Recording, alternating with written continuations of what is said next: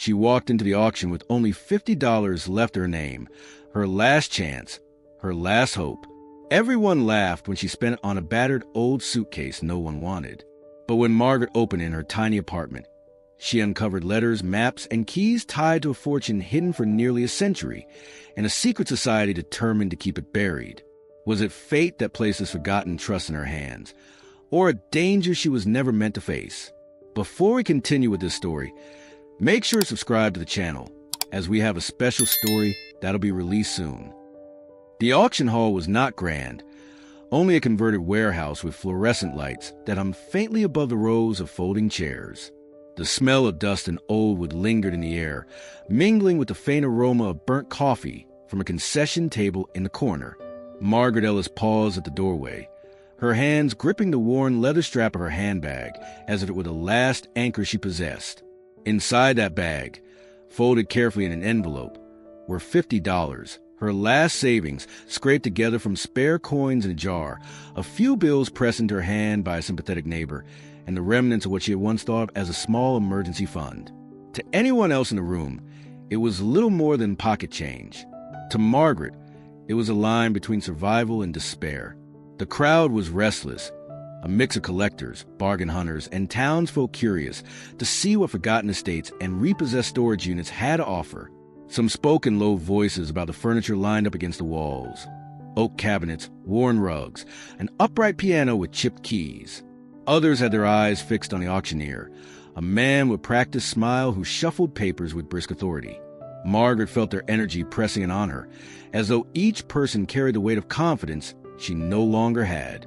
She pulled her cardigan tighter around her shoulders, its frayed cuffs brushing against her fingers, and took a seat near the back, where she hoped to blend into the shadows. The auctioneer's voice rang out, smooth and rhythmic, as items passed under the hammer. A box of china dishes fetched $15, though half were cracked. A collection of records, worn sleeves stacked neatly in a milk crate, went for $20. The numbers sounded modest, but to Margaret they felt immense. Some she could not risk except for something that mattered. She had come not for necessity, but for a feeling she couldn't quite explain. A sense that maybe, just maybe, there was one thing in this room meant for her. She glanced around at the bidders, their expressions sharp with calculation. Men in work boots tapped their knees impatiently. Women whispered over lists, marking what they wanted. Margaret's hands trembled slightly as she opened her bag, fingers brushing the envelope. She had rehearsed a motion in her mind. When the right item appeared, she would raise her hand, calm and certain, though certainty had not been her companion for some time. The auctioneer's assistant wheeled forward a stack of old luggage, most of it scuffed and unremarkable. The crowd's attention waned, conversations resuming until only half the eyes in the hall were on the stage. At the top of the stack sat a battered suitcase, its leather cracked with age, brass corners dulled to a mottled brown. Something in its quiet dignity caught Margaret's gaze. She could almost imagine the journeys it had taken, the hands that once clasped its handle with purpose. It was, to most, worthless. To her, it stirred something buried deep, a memory of her late husband's stories about traveling for work, about how every suitcase carried not just clothes but the weight of a life. The auctioneer rattled off the starting bid. $10. No one moved. He lowered it to $5. A chuckle rose in the front row, someone muttering about junk fit for the dump. Margaret's breath caught in her chest. She felt her hand rising almost without her consent, fingers stretching upward as though pulled by something beyond her will. The auctioneer pointed toward her, eyebrows lifting in mild surprise. $5, from the lady in the back. Do I hear 10? Silence followed, broken only by the shuffle of papers and the hum of the lights. Going once, going twice. Margaret swallowed hard, her heart pounding as the gavel struck wood. The suitcase was hers. The sound echoed in her ears like both a verdict and a beginning. She lowered her hand slowly, the room around her already shifting back to its own rhythm. No one else seemed to care. To them, it was nothing. To her, it was everything. Her last 50 reduced now to 45, a worn trunk resting on the floor by her feet, waiting to reveal whether she had just purchased her own foolishness or something more. Margaret pressed her hand against the handle, the leather cool beneath her palm. For the first time in months, a flicker of anticipation moved within her, fragile and unsteady, but real. She had spent her last hope, and now the suitcase would have to answer. The suitcase sat apart from the gleaming furniture and polished trinkets, not displayed as something worth noticing, but pushed almost casually to the side. Its leather was dry and cracked, patches of it worn down to a dull gray that suggested decades of use. The brass corners were dented, their original shine dulled to a tired greenish brown, and the handle sagged as if it borne too many miles in hands that no longer existed. To most of the people in the auction hall, it was nothing more than old luggage, a relic of travel long past. Yet to Margaret, it seemed to carry a presence all its own. She could not look at it without feeling that it had been waiting there, patient and quiet, for her alone. Around her, the crowd shifted in their chairs, attention drawn instead to a grandfather clock with brass pendulums or to sets of china stacked neatly on tables. Voices murmured, some amused at the sight of the old trunk, others dismissive, as though to even consider it was foolishness. Margaret, however, found herself staring at the suitcase's seams, the careful stitching that still held after so many years. Whoever had owned it had taken care of it once, even loved it perhaps. Her late husband had always said that objects carried the imprint of the people who held them, that things could remember even when people forgot. She had dismissed that idea as sentimentality then. Now, in the quiet ache of her widowhood, she wondered if he had been right. The auctioneer lifted the suitcase briefly, giving it little attention, announcing it with the same indifferent tone he used for a box of old lampshades. A ripple of disinterest moved through the hall. People shuffled, looked down at their notes, whispered to their companions. Margaret's gaze remained fixed. She imagined how it must have looked when it was new, the leather smooth and dark, the brass corners gleaming like coins. She pictured someone boarding a train with it, the sound of steam hissing in the air, the bustle of travelers moving quickly to their destinations. In her mind's eye, she saw the trunk resting on a rack above a seat, containing not just clothes but letters, photographs, the ordinary artifacts of someone's life. Her fingers tightened around the envelope in her bag. $50 was all she had, and even one wrong choice would leave her without rent, without groceries, without the small bits of dignity she had managed to keep. Still, her heart leaned toward the suitcase. It was irrational, she knew. She told herself it was just old leather and rusted hardware. Yet she felt that same pull she had noticed when it was first wheeled onto the floor, a tug she could not explain, but could not deny. No one else lifted their hand when the auctioneer asked for bids. Margaret felt her pulse quicken. She hesitated, her hand trembling as it rose, almost ashamed of how much she wanted this thing that everyone else rejected. The auctioneer's gavel soon fell, and the suitcase was hers. A small laugh rose from somewhere in the front row, mocking and harmless, but it stung all the same. She kept her head lowered, pretending not to hear. When the suitcase was set down by her chair, she rested her palm on the lid. The leather felt cool, and the brass corner pressed faintly against her skin. Up close, she saw scratches etched across its surface like lines on an old face, each one telling a journey's endured. For a long moment she simply sat with it, listening to the murmur of the hall around her, feeling that fragile flicker of hope inside her grow a little stronger. It was only a suitcase, battered and overlooked, but it had chosen her as much as she had chosen it. Whatever secrets it held, they now belonged to her alone. The auctioneer's chant carried across the room in its practiced rhythm, words spilling one into another like the clatter of wheels on a track.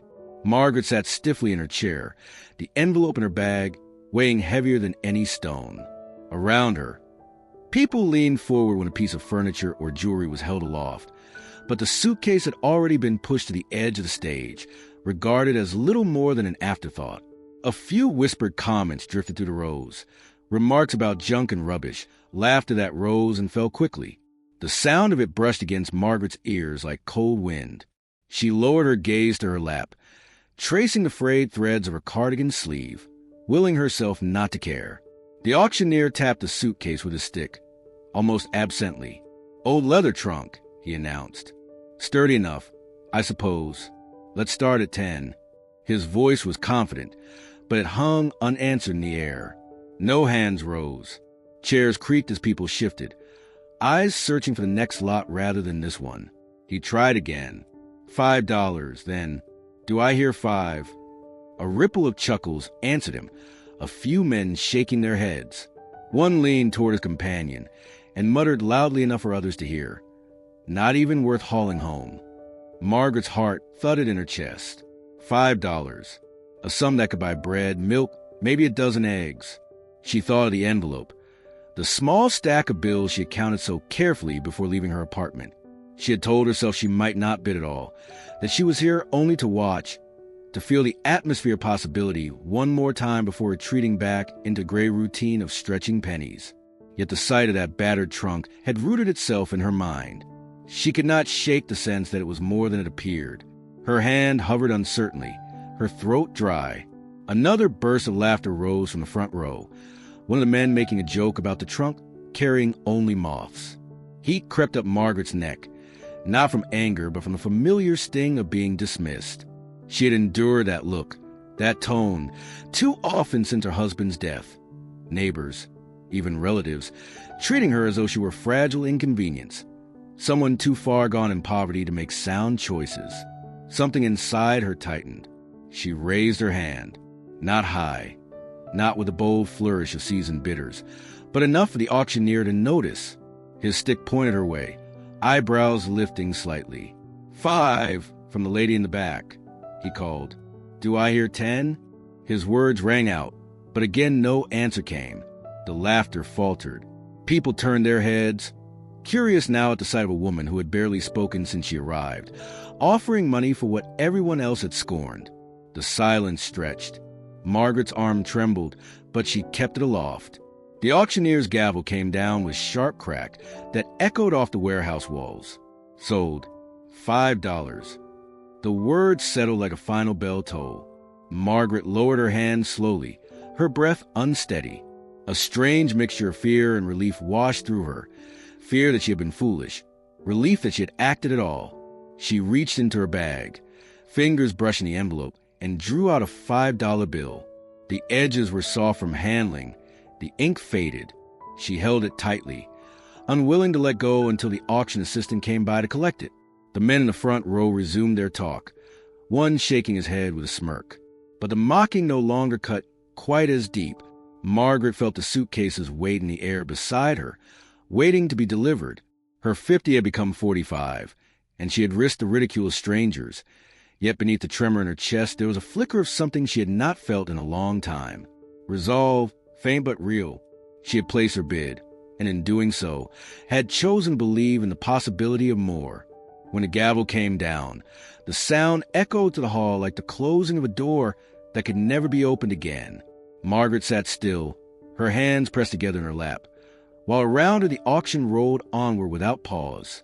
Another item was carried forward, another starting bid called out, and the crowd shifted its attention as though her small purchase had never happened. Only the faintest trace of amusement lingered in the glances cast her way, reminders that her choice had been noticed, if only briefly, and judged as wasteful.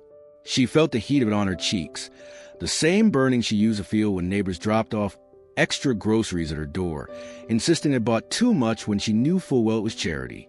The assistant set the suitcase at her feet, the leather brushing against her shoe. Up close it looked even older, more fragile than it had on the stage. The handle sagged, and the corners bore the deep scars of long travel. Margaret placed a tentative hand on the lid. The coolness of material seeped into her skin, and she felt a shiver of doubt run through her. $5 gone, and for what? A hollow piece of luggage no one else had wanted. She could hear her late husband's voice in her memory, steady and practical, asking her why she had wasted money they couldn't spare. The auctioneer's chant droned on, item after item selling, to people who walked with easy confidence, their wallets thick, their smiles broad.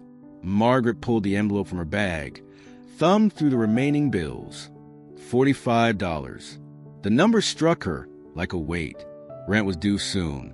The cupboard at home was already sparse. That one note, exchanged for a suitcase that might hold nothing at all, had cut into her already thin safety net. She pressed the envelope closed again, careful not to let anyone see the weakness in her hands. When the auction ended and people began to file out, Carrying their purchases with ease, Margaret stood slowly. The suitcase seemed heavier than it should have been when she lifted it by the handle. The strain traveled up her arm, reminding her of her age and her weariness. She carried it through the hall, feeling the glances of others who recognized her as the woman who had spent $5 on junk. Outside, the autumn air was cool and damp, smelling faintly of rain and fallen leaves. She stopped for a moment on the steps, shifting the weight of the suitcase, wondering if she had made a terrible mistake. She walked the 2 blocks to her apartment slowly, the suitcase dragging at her pace. A passing car splashed through a puddle, and she instinctively lifted the trunk higher to protect it, surprised at her own sudden protectiveness. By the time she reached the small brick building where she rented a single room above the laundromat, her arm ached. She set the suitcase down inside her door and closed it behind her. The apartment was dim, a single lamp casting light across the bare table, and the small stove that had seen better days. The suitcase sat in the center of the floor now, silent and unassuming. Margaret sank into her chair and looked at it, her shoulders slumping with exhaustion. She felt both foolish and desperate, as though she had gambled with the little she had left and lost before even opening the prize. The silence of the room pressing on her, broken only by the hum of the machines downstairs. She wondered if she should have spent the money on bread, on milk, on something certain. And yet, even as the doubts circled, her eyes kept returning to the trunk. There was something about its presence, the way it seemed to belong nowhere except here, that kept her from dismissing it entirely. She leaned forward, resting her elbows on her knees, and whispered into the still air, "You'd better be worth it." The suitcase gave no reply, only sat waiting, its worn leather gleaming faintly under the weak light. It looked ordinary. It looked empty. But for Margaret, it was now the only thread of hope she had left. The door closed behind her with its familiar creak, the kind of sound that reminded her how thin the wood was, how little protection it offered from the outside world. Margaret set the suitcase down just inside, letting it rest on the scuffed linoleum. For a moment she leaned against the wall, catching her breath. The climb up the narrow staircase had left her tired, the weight of the trunk dragging at her arm and at her spirit alike. She kicked off her worn shoes and listened to the muted thrum of the laundromat below, the churn of machines that never seemed to stop. That noise was a constant heartbeat of her apartment, a rhythm she had grown used to even when she wished for silence. The flat was small, just 2 rooms and a narrow kitchenette, with windows that looked out over an alley lined with dumpsters. The wallpaper had long since peeled in patches, exposing gray plaster beneath, and the radiator by the window clanked more often than it warmed. On the table sat a chipped mug and a single plate, both waiting to be washed, but Margaret didn't have the energy to deal with them. Instead, her eyes drifted again to the suitcase. It sat upright on the floor, mute and motionless, as though it had chosen its place and was unwilling to be moved. She lowered herself into the one armchair by the window, its fabric frayed along the arms, and stared at the trunk. The longer she looked, the more it seemed to watch her in return. Foolishness, she told herself. It was just leather and brass, nothing more. But even so, her mind couldn't help but wonder. Who had carried it first? Whose hands had buckled the straps? Whose clothes had it once held? She imagined train stations filled with smoke and steam, someone striding forward with a suitcase at their side, unaware that one day it would end up here, in this dim and lonely room. Her stomach growled, and she thought of the $5 bill now missing from her envelope. Bread and milk would have stretched further than this silent relic. She rubbed her temples, trying to push back the gnawing sense that she had made a mistake. Yet beneath the doubt was something else, something quieter, a flicker of curiosity that refused to die down. It was not hunger that kept her eyes fixed on the trunk, but the possibility, thin and improbable, that it might hold more than dust and old fabric. She rose at last, crossing the room slowly. The suitcase seemed heavier than it had on the walk home, as if the weight of her hopes had settled inside it. She touched the brass latch with her fingers, but did not press it open. Not yet. She pulled her hand away, almost afraid of what she might find or not find. The suitcase remained closed, an unanswered question sitting squarely in the middle of her life. Margaret returned to her chair and folded her hands in her lap. The hum of the laundromat carried on beneath her, steady and indifferent, The apartment felt emptier than usual, though the trunk's presence filled the silence with a strange tension. She thought of her husband's absence, the long nights she had spent alone, the countless hours of stretching coins and counting days. The suitcase did nothing to change those realities, yet somehow it made the room feel different, as if a story larger than her own had been carried across time to reach her. She sighed and leaned back, her eyes still fixed on the worn leather. Whatever it held, the suitcase was hers now. It waited in the dim light, like a closed book, a single sentence left unread. For Margaret, who had so little left, it was both burden and promise, and she knew she would not sleep until she dared open it. The suitcase had been sitting on the floor for hours, its silent presence drawing Margaret's eyes again and again. She had made tea, but let it grow cold. She had tried to busy her hands by folding the few clothes she had washed earlier in the week, but even that simple task felt pointless. The suitcase remained there in the center of her small apartment, its cracked leather catching the glow of the single lamp. At last she pulled herself from the chair, her body aching with the weight of indecision, and knelt beside it. Her fingers hovered over the latches. The brass had tarnished into a dull brown, the once sharp edges now rounded by decades of handling. A faint powder of rust stained the metal, crumbling slightly when she brushed it with her thumb. She hesitated, a chill running through her. The thought came unbidden. What if it was empty? Or worse, what if it contained nothing more than old rags or broken things? $5 was not much to others, but to her it was dear. To open the case and find nothing would be to admit she had been foolish, that the laughter in the auction hall had been right. Still, she pressed her thumb to the first latch. It resisted, stiff from years of disuse. She tugged gently, then harder, until the metal scraped against itself with a sharp, unpleasant sound. She winced, half expecting it to snap off in her hand. At last it gave a reluctant click, springing open with the sluggishness of something long neglected. She sat back on her heels, her heart thudding from the effort. The sound had been so loud in the quiet apartment that it startled her, echoing against the bare walls like the breaking a lock on a prison door. She moved to the second latch. This one was worse. The rust clung stubbornly, the hinge refusing to shift. Her fingers slipped against the cold metal, scraping her skin. Frustration welled inside her. She tried again, this time wrapping the corner of her cardigan around her hand to give herself more grip. The latch groaned under her effort, a protest that made her think it might snap off entirely. She muttered to herself, words of encouragement, words of anger, until at last the catch loosened and gave way with another reluctant click. The suitcase sat before her now with both latches open, its lid free, but still closed. Margaret rested her hands on her knees, breathing hard. She felt no triumph, only a heavy dread. What if there was nothing inside worth the struggle? She imagined the ridicule of her relatives if they ever learned she had spent her last money on this.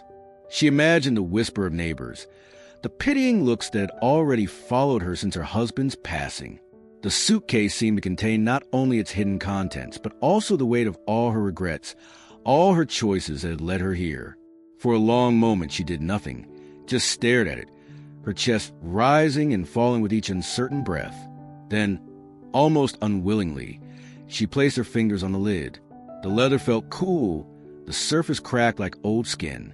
She lifted it slightly, just enough to feel the resistance of the hinges. Her hands trembled. She let it fall shut again, the faint thump echoing through the room. She drew back, sitting cross-legged on the floor, her eyes fixed on the case as though it were a living thing. Margaret pressed her palms against her face and let out a long breath. She had broken through the rust, defeated the stiff latches, but she could not yet bring herself to see what lay within. The effort had left her drained, her hope dimmed by the gnawing thought that disappointment waited on the other side. The suitcase remained closed, but now it was unlocked, a quiet challenge resting in the dim light of her empty apartment. The latches hung loose now, their resistance finally broken, and Margaret stared at the suitcase as though it were breathing.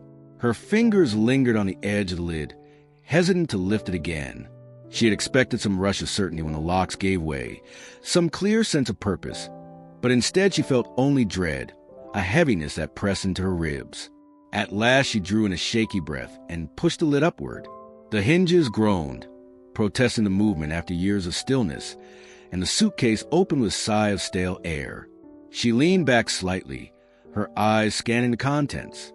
At first glance, it was nothing extraordinary. Neatly folded garments lay inside, pressed so carefully it seemed impossible that they had been packed away decades ago.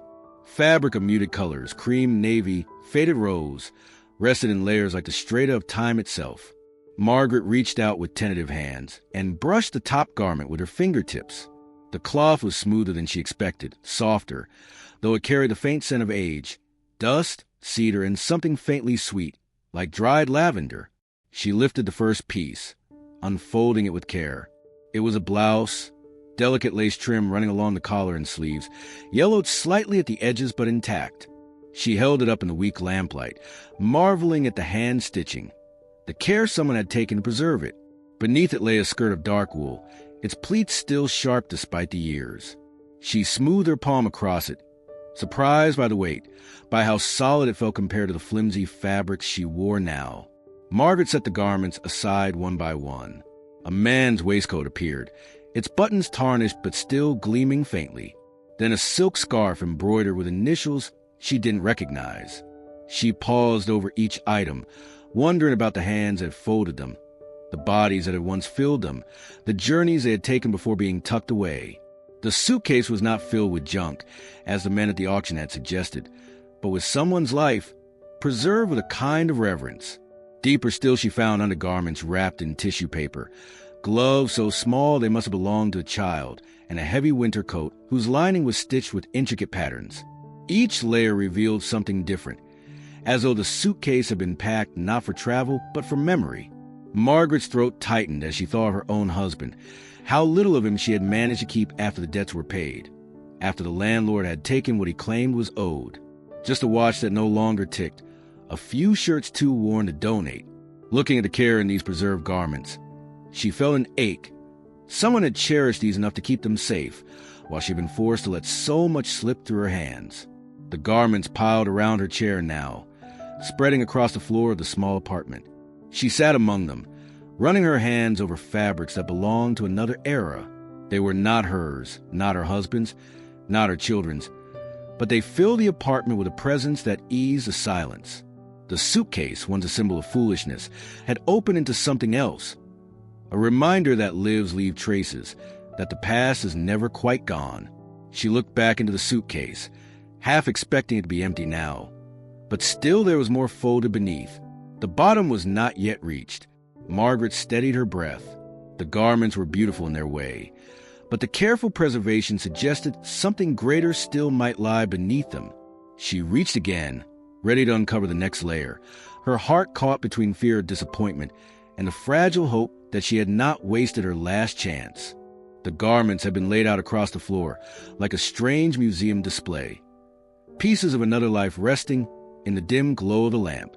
Margaret sat among them, her fingers lightly tracing the embroidery on a scarf before setting it aside. She leaned forward to peer into the suitcase again, expecting at last to see the bare lining. But as her eyes adjusted, something about the bottom struck her as odd. The fabric did not sit quite flush with the edges. A faint line ran along the perimeter, subtle but visible if one looked closely. The seams were not smooth. They lifted ever so slightly, like a page half turned. She leaned closer, her breath catching. At first, she told herself it was her imagination, that the suitcase was old and naturally worn. Yet the more she examined it, the clearer it became that the bottom panel had been fitted in place. Her heart gave a small, startled leap. She pressed her fingers against it, running them along the edges. The panel flexed faintly beneath her touch. Margaret sat back on her heels, her thoughts spinning. A false bottom. The words felt heavy, echoing in her mind. It wasn't something one found in ordinary luggage. Whoever had packed this suitcase had done more than preserve clothing. They had hidden something deliberately. She hesitated, a wave of doubt washing over her. What if it was nothing? What if she tore the suitcase apart, only to find rotted wood or scraps of paper too faded to matter? She had gambled her last money once already. Could she risk the disappointment of discovering that her hope had been misplaced a second time? Her hands trembled as she pushed the garments farther aside, clearing space around the suitcase. She dug her nails into the seam and tugged, but the panel resisted. The stubbornness of it only fueled her determination. She rose, fetched a butter knife from the small kitchenette, and returned to kneel beside the trunk. Sliding the dull blade along the seam, she felt it catch. With a slow twist, the edge lifted slightly, enough for her to wedge her fingers in. Her breath quickened. The panel came up with a reluctant groan, as though it resented being disturbed after so many years. Beneath it lay darkness at first, a shallow cavity lined with the same aged leather. Margaret froze, the knife slipping from her hand and clattering softly against the floor. She reached into the space cautiously, her fingertips brushing against something firm. She drew out carefully, cradling it in both hands. It was an envelope, thick with contents, its paper yellowed but intact. Tied around it with a faded ribbon was a small tag, though the writing on it was too faint to read in the weak light. Her pulse thudded in her ears. She reached in again, searching. Another envelope lay beneath the first, and then another, each tied with ribbon, stacked neatly in the hidden compartment.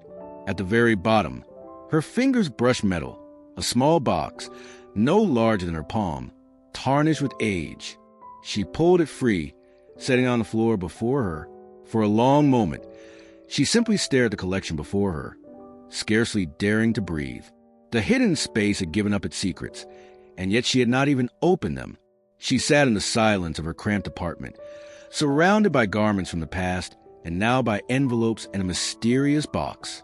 It felt as though the suitcase had shifted the weight of her life, turning from burden into something far greater than she had imagined. Margaret placed her hands on her knees, steadying herself. Whatever these things contained, they were not meant to be forgotten. Someone had gone to great lengths to preserve them, to hide them away, and somehow they had found their way into her care. She whispered softly into the stillness, her voice unsteady. "What have I done?" The suitcase remained open, its hollow compartment gaping like a wound or a doorway. The envelopes waited. The box gleamed faintly under the lamp. Margaret sat in the midst of it all, the knowledge pressing in on her that her last $50 had purchased more than a trunk of old clothes. It had bought her a mystery, one she could not turn away from now. Margaret's hands hovered over the envelopes, her breath shallow as though the air in the apartment had grown thin. They looked fragile, their paper the color of old ivory, the edges curling slightly with age. Each was tied with the same faded ribbon, once a deep red, now softened to a weary pink. She picked one up carefully, afraid it might crumble at her touch. The texture was brittle beneath her fingers, yet the weight of it surprised her. These were not empty sheets. They held words that had been written with purpose, kept safe through years, perhaps decades of silence. She turned the envelope over. A name was scrawled across the front in a hand that was elegant yet urgent. The ink had bled faintly into the fibers, but it was still legible. Samuel Whitford. The signature was repeated again and again across the stack, as though every letter had been written by the same man. Margaret whispered the name aloud, her voice catching in the dim room. It meant nothing to her at first. No family or neighbor she knew bore it. Yet the sound had filled the space as though it had been waiting to be spoken again. She loosened the ribbon, pulling it gently until it came undone. The knot gave way with surprising ease, as though it had been tied to last only until her right hands touched it. The flap of the first envelope lifted, and she slid the folded letter free. The handwriting covered the page in looping strokes, careful but hurried, each line slanting slightly forward as if driven by urgency. She leaned closer to the lamp, her tired eyes straining to read. The first word startled her. Asterisk, to my dearest Clara. Asterisk. Margaret froze, her thumb resting against the crease of the paper. Clara. She thought her own name for a fleeting second, then shook it away. This Clara was someone else, someone whose life was bound to the man who signed his name so many times. She read on slowly, piecing the sentences together.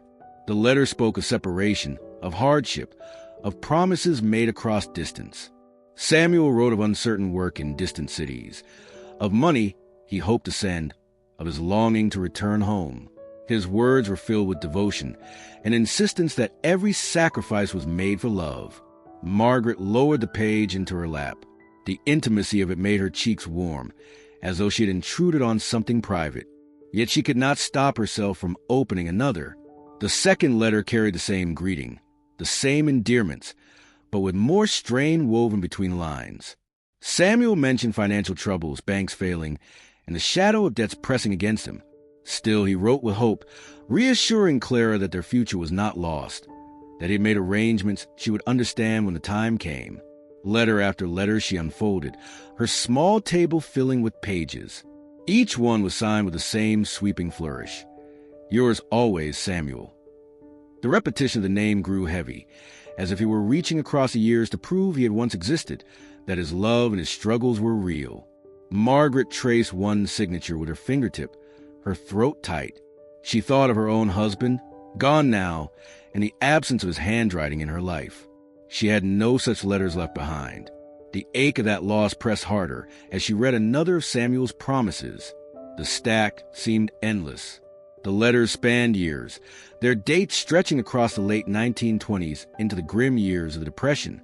Samuel's tone shifted from hope to worry, then to determination, as if he were clinging to some secret plan he could not yet reveal. Margaret gathered them back into a pile, her hands shaking as she retied the ribbon around them. The suitcase no longer seemed merely an object. It had become a vessel of voices. Margaret sat in her dim apartment, the letters before her, and felt the presence of Samuel Whitford and Clara pressing into the silence. Their lives, once lived and forgotten, had been hidden away in this suitcase, waiting for someone to uncover them. She had spent her last $5 on more than old cloth and tarnished brass. She had purchased a conversation frozen in time, and she was now the only one left to listen. Margaret smoothed the ribbon over the letters and set them gently on the table, her fingertips lingering as if reluctant to let go. The apartment was hushed except for the faint mechanical rumble of the laundromat below, steady and distant, grounding her in the present even as the letters had carried her backward through decades. She glanced again into the suitcase, her eyes catching on something pressed flat against the side, half concealed beneath the lining. With care, she drew out and found herself holding a photograph mounted on thick cardboard, its edges worn but intact. The image was black and white, its tones faded into soft grays, but the figures stood out with striking clarity. A man and woman posed together in formal attire, their expressions solemn yet composed. The man wore a dark suit, the cut suggesting the early 20th century, his hair neatly parted, and his posture upright with the dignity of someone accustomed to responsibility. Beside him, the woman sat with her hands folded lightly in her lap, her dress adorned with delicate embroidery, her hair arranged carefully in a style Margaret recognized faintly from old magazines her mother once kept. The couple's eyes seemed fixed not only on the camera, but on Margaret herself. She turned the photo toward the lamp, squinting at the details. The woman's gaze held a quiet strength, not stern but steady, as if she bore more than she would ever confess aloud. The man's eyes were sharper, protective, the hint of worry concealed beneath his composed exterior. There was no smile on either face, only a formality that seemed to say they knew the gravity of being remembered in this way. Margaret studied the background, a simple studio setting with a painted curtain behind them. Nothing gave away a location, no inscription across the bottom, no photographer's mark. She turned the photo over, her heart quickening when she saw a writing scrawled faintly on the back. It was nearly faded to nothing, the ink washed to ghostly lines, but she traced it with her finger. The names were there, though blurred, Samuel and Clara. Her breath caught. The letters she had just read, the names whispered on each page, were here before her in flesh and shadow. Samuel Whitford and his Clara, no longer just words on brittle paper, but faces with form and presence. Margaret felt her throat tighten, as though she had stumbled into their confidence. She was not supposed to see this. These were private lives, preserved and hidden, never meant for a stranger's gaze. Yet here she was, a widow in a small apartment above a laundromat, holding the likeness of a couple who had once stood proud before a camera, believing their future mattered enough to be captured. She rested the photograph on her lap and leaned back in a chair, staring at it until her eyes blurred with tears. The image stirred memories she had tried to bury, standing beside her husband on their wedding day, smiling nervously for a photographer they could barely afford, both of them certain that life, though hard, would carry them together. She remembered the strength of his hand at her back, the warmth of his eyes, and the cruel quiet that followed after illness had taken him. Looking at Samuel and Clara, she felt both the ache of her loss and the faint, fragile comfort of knowing that other hearts had endured similar struggles. The photographs seemed to anchor the letters, to prove that the love and hardship described in ink had belonged to real people. Margaret placed it upright against the lamp so that their faces caught the glow. The man's stern dignity and the woman's quiet resolve filled the room with a presence that felt almost protective. She whispered their names aloud again, softly this time, as though addressing them directly. Samuel, Clara. The names lingered in the air, and for the first time in many months, Margaret did not feel entirely alone. Margaret untied the ribbon once more, her fingers careful as if loosening a delicate bandage. The stack of envelopes seemed to breathe in her hands, their weight far greater than paper should allow. She selected the first one, dated 1931 in a bold but hurried script, and slid the folded sheet from within.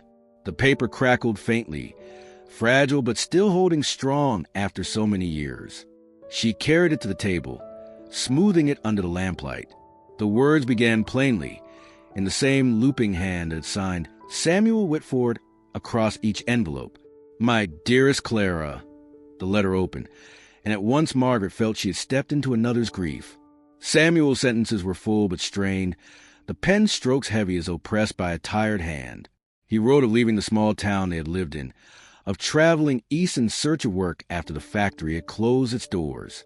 He confessed the humiliation of standing in bread lines, of being turned away at office after office. He spoke of pawning his father's pocket watch for train fare, and how the weight of that loss would follow him. Margaret read slowly, the words sinking into her like stones. Samuel described Clara's face as he remembered it, the softness of her smile in the mornings, the sound of her laugh that carried him through long nights. He promised her he would return, that he would not let despair win, even as he admitted that he did not know how long survival would allow him to keep writing. His farewell was not final, but it carried the tone of a man who feared he might not keep his promises. The details of the Depression, things Margaret had read in history books, felt sharper here. Samuel wrote of grown men standing in silent rows, waiting for bread as though waiting for judgment.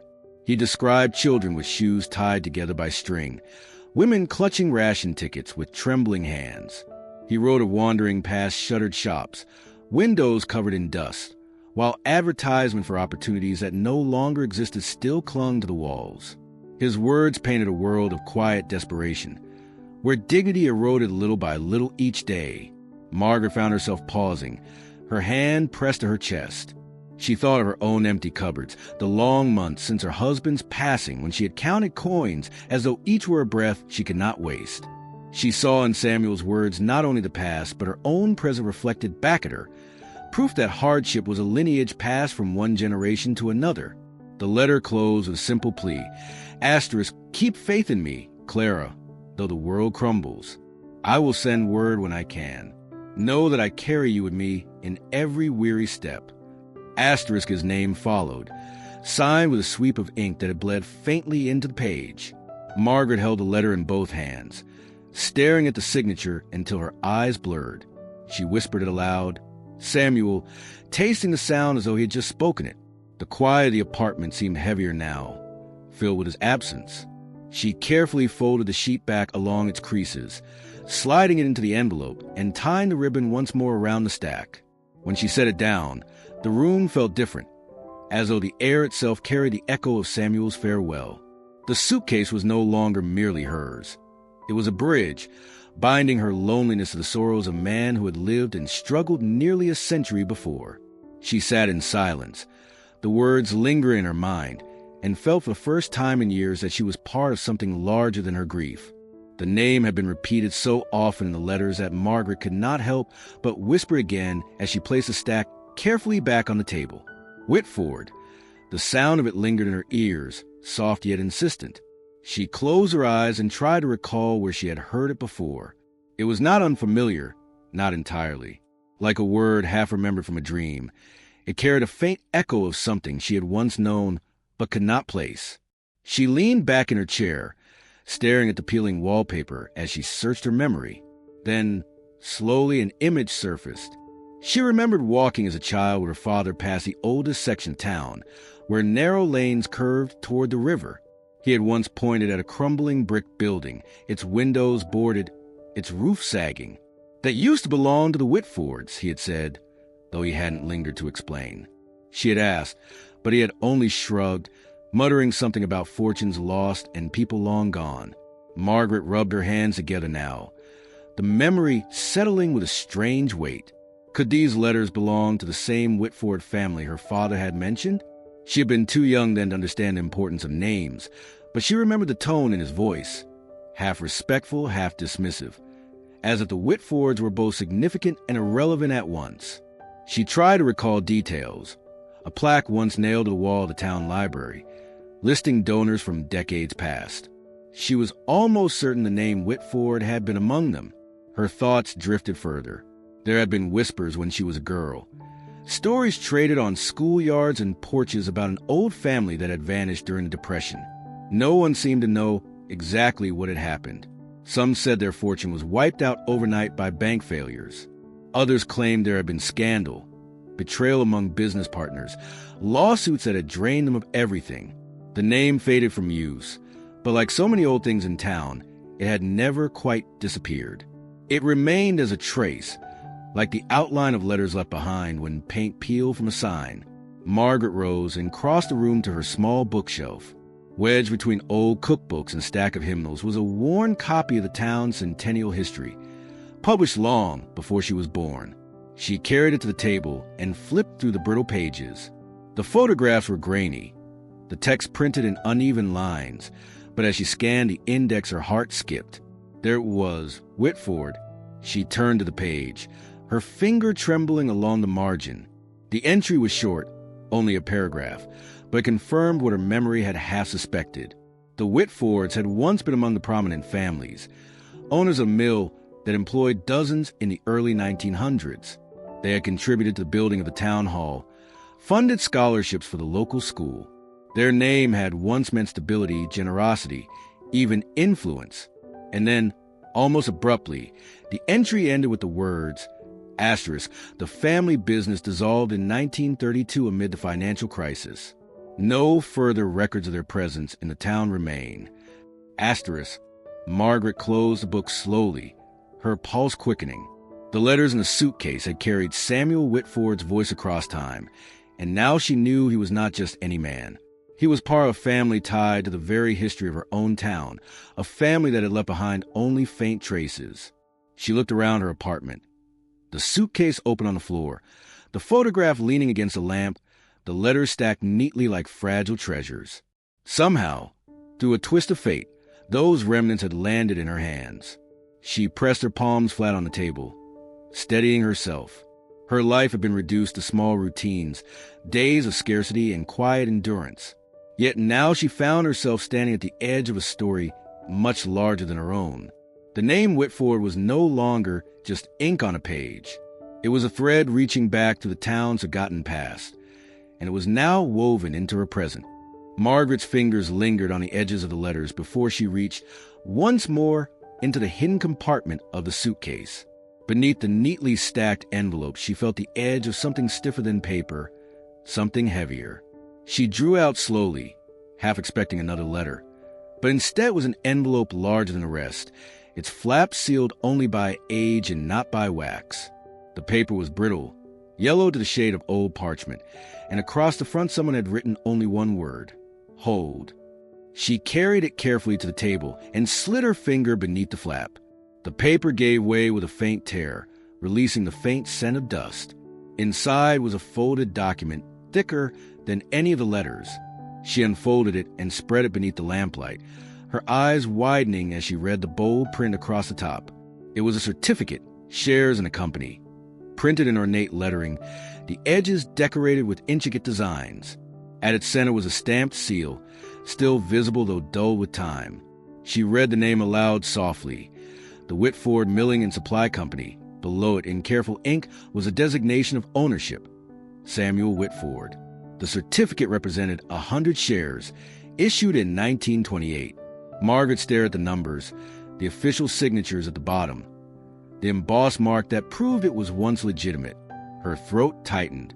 She knew enough of history to understand what this meant. When the stock market had crashed the following year, companies like this had vanished overnight. Fortunes had crumbled, and paper like this had been rendered worthless almost instantly. Her first thought was disappointment. She slumped slightly, the certificate trembling in her hands. Of course it was nothing. Of course this was why the suitcase had remained hidden, why no one had claimed it in all these years. Samuel must have believed the shares would one day regain their value, but history had shown otherwise. To anyone else, this was simply an artifact of ruin, a reminder of promises broken by time. Yet Margaret could not bring herself to discard it.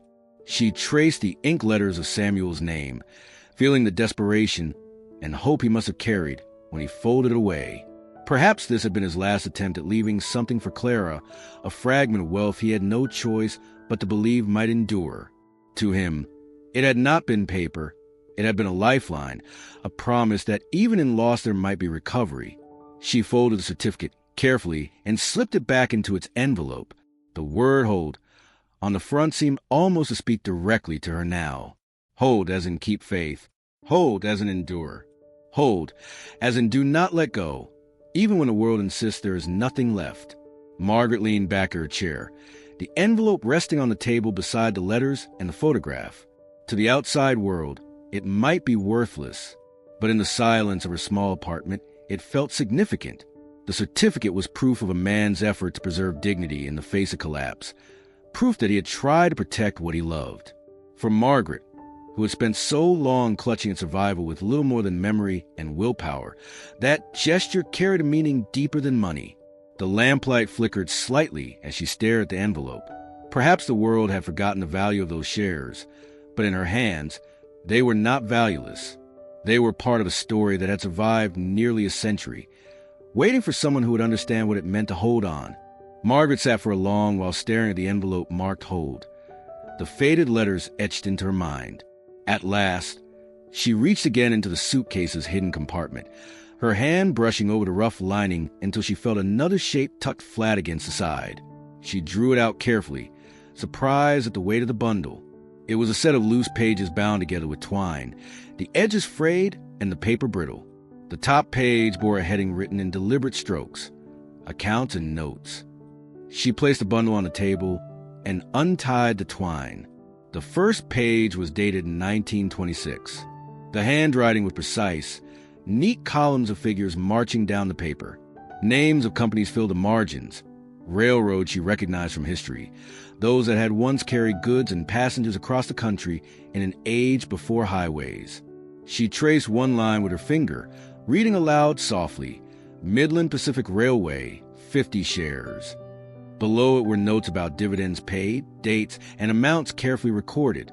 The next page shifted forward in time.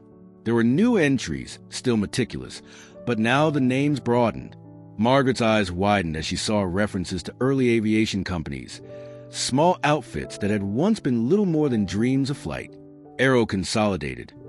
One read, alongside the purchase a modest number of shares. Another listed National Air Transport, with notation about its routes between Chicago and Dallas. She had read once in a library book that such companies were precursors to the great airlines of today. She wondered if Samuel had known, or if he had simply taken a leap of faith on something few could yet believe in.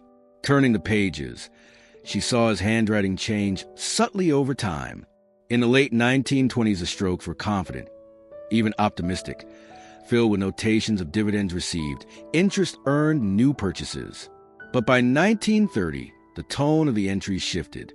The columns showed losses, sharp declines in value, dividends marked as suspended. Some lines were underlined twice, as if the weight of the numbers had pressed into Samuel's hand as deeply as into his spirit. She read one entry dated October 1929, the month of the Great Crash. Market collapse, value uncertain, must hold, future unknown. The words were scrawled hastily, a rare break in his otherwise steady hand. Margaret leaned back, the pages trembling slightly in her fingers. These were not just records of money. They were glimpses into a man's struggle to preserve something against the tide of history. Each line reflected hope, then worry, then desperate persistence. He had believed in railroads, in the promise of steel lines tying the nation together. He had believed in airplanes, fragile machines, and symbols of risk and possibility. And when it all began to crumble, he had still written, still recorded, as if holding on to the act of writing might itself preserve order in a collapsing world. She thought of her own life, of the bills she kept folded in envelopes, the list she made to track every penny spent on food and rent. She understood the quiet desperation of numbers written down, of trying to give structure to survival. Samuel's ledger, though filled with investments far grander than anything she had ever touched, felt achingly familiar. Margaret closed a bundle gently, smoothing the pages with her hand. She tied the twine once more and set it beside the letters and the photograph. Together they formed a portrait of a man she had never met, yet felt she was beginning to know. He had been a dreamer and a careful planner, a man who had seen both progress and collapse. In his ledger pages, she could hear his voice as clearly as in the letters. Persistent, hopeful, unwilling to surrender even as the world shifted beneath his feet. The suitcase, once mocked as worthless, had become a vessel of voices, numbers, and memories. And Margaret, alone in her small apartment, realized she was no longer only a widow with too little left. She was the keeper of a story written across time, entrusted to her hands by chance or by fate. Margaret had been carefully stacking the ledger pages back into the suitcase when something small slipped free from between them.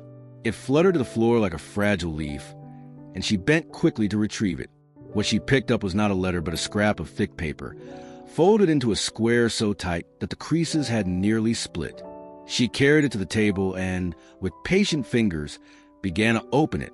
The paper resisted, stiff with age, but gradually it yielded, spreading out beneath the lamplight. Her breath caught when she saw what it was.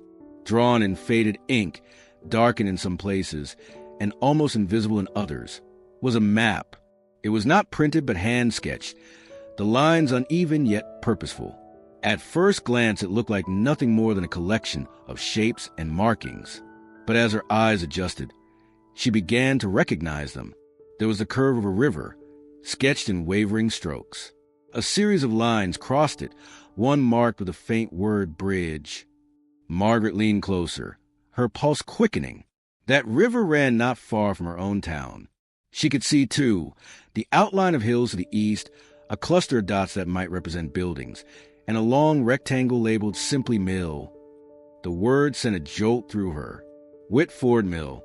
She remembered it from the town history book, remembered the paragraph describing the business that had once employed so many before dissolving into depression. Her hand trembled as she traced a faint dotted path leading away from the mill across the river toward the woods that sprawled beyond the outskirts of town. At the end of the path, circled heavily, was a mark. Next to it was a single word, written in hurried strokes. Vault. Margaret sat back, her chair creaking beneath her. She stared at the map, her mind whirling. A vault. It could mean anything. Perhaps it was only a cellar or a storage building, or nothing at all. But combined with the letters, the ledger, the stock certificate, it suggested something more. Samuel had hidden his records, his hopes, and now here was a map leading somewhere beyond words and numbers. She pressed her palms against the table, steadying herself. For a moment she doubted her own memory. Could the landmarks truly match her town? She had walked along the river many times, seen the ruins of old mills reduced to rubble and weeds. The hills to the east were still there, rising dark against the horizon. The path on the map seemed to follow land she knew well, though she had never thought it worth attention. Now, under the dim glow of her lamp, it seemed alive with possibility. Margaret folded the map carefully, more gently than it had been folded before, and held it in her hands. The paper was fragile, but the promise within it felt immense. She whispered the word to herself, vault, tasting its weight, its secrecy. It filled her small apartment with a sense of distance, as though the walls had fallen away and the world outside had suddenly grown larger, richer, more dangerous. The suitcase, once dismissed as worthless, had revealed another layer of mystery. Margaret stared at the folded map resting in her palm, her heart beating faster than it had in years. For the first time since the auction, she felt not only curiosity, but the stirrings of fear. Whatever Samuel had hidden, he had not intended it to be lost. And now, nearly a century later, it had found its way to her hands. By the next morning, Margaret's apartment felt different. The suitcase still sat open on the table, its contents carefully arranged. The photograph propped against a lamp, the letters tied neatly with their ribbon, the ledger pages stacked in order, and the folded map resting alone as if it were a secret too fragile to touch. She moved quietly around the room, boiling water for tea, her mind replaying the words she had read in the night. The air seemed charged, as if the very walls had absorbed the story of Samuel and Clara, the rise and fall of a family name, the trace of a hidden vault. But outside her door, the world remained indifferent. She carried her trash down to the bins behind the laundromat, and as she came back up the narrow stairs, she saw Mrs. Keating from the next unit, leaning against the railing, arms crossed. A woman with sharp eyes and a sharper tongue, Mrs. Keating noticed everything that passed through the building. She gave Margaret a smile that was not kind. "Back from the auction yesterday?" she asked, her voice carrying a faint note of amusement. "I heard you bought yourself an old suitcase. $5, wasn't it?" Margaret paused, gripping the railing. Word had spread faster than she expected. She nodded faintly, unwilling to give more. "Thought so," Mrs. Keating continued. "Tommy at the pawn shop was laughing about it last night. Said it was the saddest thing he'd ever seen. A widow wasting her last bit of money on someone's old laundry. He told everyone at the diner. Whole town will know by supper." Margaret felt her cheeks burn. She lowered her eyes, her fingers tightening on the banister. "Don't take it wrong," Mrs. Keating added, softening her tone only slightly. "People just don't want to see you taken advantage of. There's nothing in a suitcase like that but dust. Best thing you could do is haul it down to the dump before it stinks up your place. Folks will only talk more if you keep it." The words landed heavy, pressing on Margaret's chest. She managed a small smile and slipped past her neighbor, retreating to her apartment without answering. Once the door closed, she leaned against it, her breath unsteady. On the table, the suitcase seemed to glow in the lamplight, the letters and photograph waiting patiently, the map like a folded whisper. She sat down, staring at it all. Mrs. Keating's warning echoed in her ears, and she imagined the voices of others joining in, laughter in the diner, dismissive comments at the market. She had lived long enough under the shadow of pity, of being judged for her poverty, her widowhood, her choices. This suitcase, with its secrets and fragile treasures, might only deepen that judgment. And yet, when she reached for the letters, when she brushed her fingers across the ribbon, she felt something steadier. She had read Samuel's words, seen his numbers, traced his map. Whatever others thought, she knew these things were not junk. They were echoes of lives that still mattered, and somehow they had chosen her. The voices outside might call it worthless, but inside her small apartment, the suitcase carried a weight no laughter could erase. The telephone rang in its corner, an old rotary model that rattled with every ring. Margaret hesitated before answering. Few people ever called her now, and when they did, it was rarely good news. She lifted the receiver and pressed it to her ear, her voice low as she said hello. On the other end came the bright chatter of her sister-in-law, Ruth, a woman who never wasted time on greetings. "I heard about your little purchase," Ruth said, her tone clipped, "at the auction yesterday. Word's gone around already. $5 on a pile of rags in an old trunk. Honestly, Margaret, what were you thinking?" Margaret's throat tightened. She had expected whispers from neighbors, but not the swift reach of family. She tried to explain, stumbling over words about letters, photographs, history preserved, but Ruth cut her off. "Letters? Photographs? You don't need clutter, you need money. You can't afford to keep things that don't put food on your table. There's a man down at the pawn shop who'll take the whole lot off your hands. You might get 20, maybe 30 if you're lucky. Better that than staring at worthless papers." Margaret closed her eyes, gripping the receiver until her knuckles ached. She imagined the pawn shop's dim lights, the counters filled with tarnished rings and chipped china, her suitcase dumped among them. The thought made her stomach twist. Ruth pressed on. You've got to be sensible. You're alone now, and you don't have savings to waste on sentiment. Sell it while people are still curious. Otherwise, you'll be left with dust and regrets. When the call ended, Margaret set the receiver down slowly, her hands trembling. She sat at the table, staring at the open suitcase. The letters lay in their ribbon. The photograph propped against a lamp, the ledger pages stacked neatly, the map folded with quiet insistence. They looked anything but worthless. Yet Ruth's words gnawed at her. Practicality, that cold voice of survival, had dictated so much of her life since her husband's passing. Every decision boiled down to the cost of rent, the price of bread, the stretching of each dollar. That evening another call came, this time from her nephew, Charles. His voice was kinder but no less insistent. Aunt Margaret, he said, I know you're lonely, and that suitcase probably feels important, but please, think about selling it. I can help you find a buyer. Some collector might pay more than the pawn shop would. You could use the cash. Margaret listened in silence, the words washing over her. When she hung up, she felt the weight of expectation pressing on her from every direction. Family wanted her to be practical, to treat the suitcase as nothing more than a lucky find to be traded for survival. They did not understand the way Samuel's letters had filled her quiet apartment with voices, how Clara's name whispered from the pages as though asking her to remember. She ran her hand over the worn leather of the suitcase, the cracks in its surface catching against her skin. To her family, it was junk. To her, it was becoming something else, an inheritance not of money but a story, one she was not ready to surrender. Still, their voices clung to her like shadows, urging her toward the door of the pawn shop, even as her heart told her to keep holding on. The bell over the pawn shop door jingled weakly as Margaret stepped inside, the sound swallowed almost immediately by the heavy silence of the dim room. The air smelled of old metal and dust, a mixture of coins, tools, and forgotten trinkets that lined the glass cases. Fluorescent lights flickered overhead, casting a pale glow on rows of guitars, watches, and tarnished jewelry.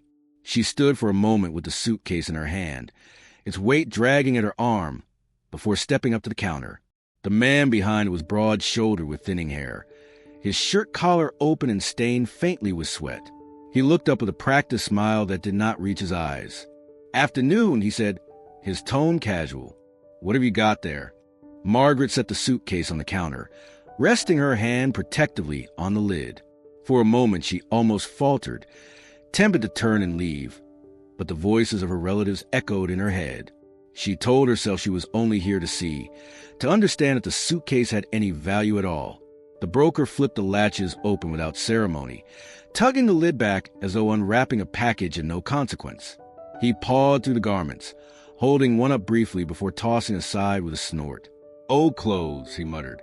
His fingers brushed the photograph, the ledger pages, the bundle of letters tied in ribbon. He smirked faintly, shaking his head. Romantic junk. People bring in this sort of thing all the time, thinking it's worth something just because it's old. Margaret stiffened, her lips pressing together, but she said nothing. She watched as he turned the stock certificate over, glancing at it without real interest. "Shares in a company that folded nearly 100 years ago," he said dismissively. "Worthless paper." He set it back on the pile and leaned forward on his elbows. "I'll give you $10 for the lot," he said flatly. "That's generous, considering I'll have to toss most of it. The suitcase itself might fetch a few bucks with the right buyer, though the leather's cracked." $10. The word stung like a slap. She had given up her last $5 to claim the suitcase, risked her dignity in front of strangers, and now all of this, the letters, a photograph, the carefully preserved garments, the ledgers that bore witness to a man's struggle, was reduced in this man's eyes to little more than trash. Her throat tightened, but still she asked, "Only 10? He shrugged, already reaching for the suitcase to close it again. "That's the best I can do. Honestly, you'd be better off taking it home. No one's buying this kind of thing. Sentimental value doesn't pay bills." Margaret pulled the suitcase back toward her, snapping the latches shut with trembling hands. She murmured a thank you and turned quickly for the door. Outside, the late afternoon light seemed harsh after the gloom of the shop. She stood on the sidewalk for a long moment, clutching the handle, her heart pounding. The pawn shop offer had been little more than an insult, a confirmation of every doubt her family had planted in her mind. Yet as she walked slowly back toward her apartment, Margaret felt something else stirring inside her.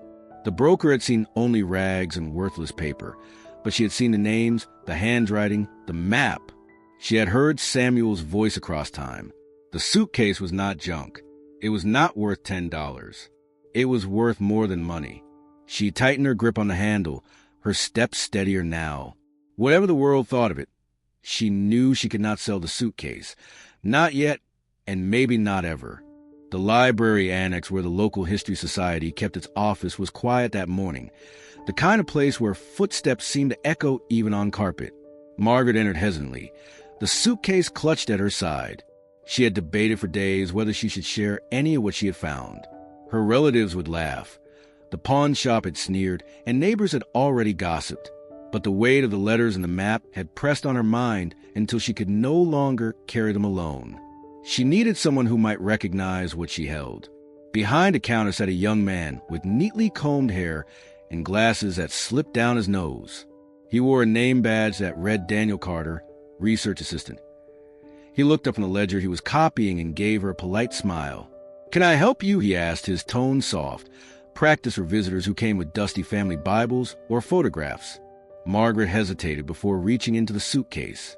She withdrew one of the letters, careful not to expose the rest, and slid across the counter.